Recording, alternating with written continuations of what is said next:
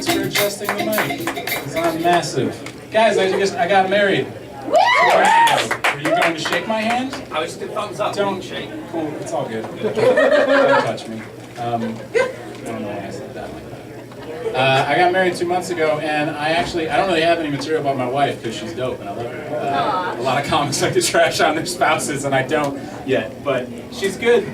But people keep asking me, like, have things changed? Like, once you got married, have things changed? And they really haven't. I don't know if anyone here is married, but it doesn't get any different once you're actually married, because you're already been together a long time. You spend so long planning for it. It's when you get engaged that's when things change. That's when, like, once you introduce the idea of permanence, that's when things get different. It's like once I proposed, once permanence was introduced, that's when you start asking the real questions. Like, is she always gonna breathe like that? Does she chew so loudly? You know? I should address something, guys. I know I'm a large person. I'm kind of intimidating, and I can do this. I get that, like, people can be, like, taken aback sometimes when they see me. Like, I look like a guy that's really into himself. I'm not, but I look that way. I look like a guy that really loves himself. I look like during sex, I get on top so I can watch my tits bounce. I don't, but I look that way. I look like if, like, Matt Damon, Josh Brolin, and Tom Brady all got together and had a little circle jerk, but instead of onto a biscuit, they did all the scientific equipment necessary to make a test tube baby, and then while their backs were turned and they were celebrating their achievement, Michael C. Hall snuck in and sprinkled a little Dexter in the mix. Yeah. And then doors of the lab burst open, Blake Griffin charged in, leapt over a key and slam dunked his white half into me with none of the athletic prowess. And the whole time Obama was in the corner like it's the right thing to do. That's what I look like. A little more about me. My parents are divorced. Yeah. I'm a veteran, fought in Afghanistan. Cool. All right. A smattering of applause from maybe half of you. That's awesome. It's all good. No one claps for that anymore. If this was 2005, we would all be losing our shit right now. Yay! Stopping terrorism, defending our freedoms. But now, after like 15 years of war, we're like, I disagree with those decisions. Did I create ISIS? Yeah, probably. It's okay though.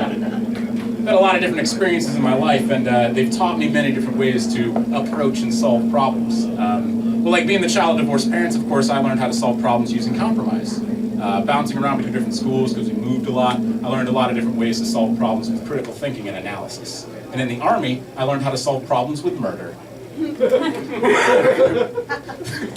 I know, Jesus Christ, sorry if you had like a fantasy of what it is that you think we do, but what is it that you think we do? That's it. Where do you think all that PTSD comes from? Why do you think so many become police officers when we get out? Got more killing to do. I know, right? I know. I like your because you're like, damn, that's true. Others are a little offended. It's like, that's the wounds are fresh. I didn't write that joke yesterday. They just keep doing it, so don't blame me. I do like living in LA. I was in Chicago for 10 years before this, and I was raised rural. I'm a pretty liberal person now, having lived in like major metropolitan areas, Chicago for 10 years. Now I'm in LA. Become a pretty liberal, progressive person. Wasn't always that way. I was born like a Republican. Sorry, I was raised a conservative by my dad. I wasn't born. No one's born a Republican, right? No one comes out of the womb trying to regulate it. So, just loathing what you just came out of. Nobody does that. But I like the people that I get to meet. You meet some interesting folks in LA, all types. I've met this one. I don't know if you guys, like this happened a lot in the Midwest, but it's already happened to me here. There's some guys that like, when a burger's like a little bit too expensive, you know, like for a burger at a pub, you're gonna pay like, I don't know, $12 to $15. That starts at $10, you add toppings, you add $1 here and there, right? But there's always that guy that's like, $15 for a burger? It better blow me at that price. What if it did? You still eat it? I would. It's all pink on the inside, right? See what I did there? Yeah, guys, I'm Chris. Thanks.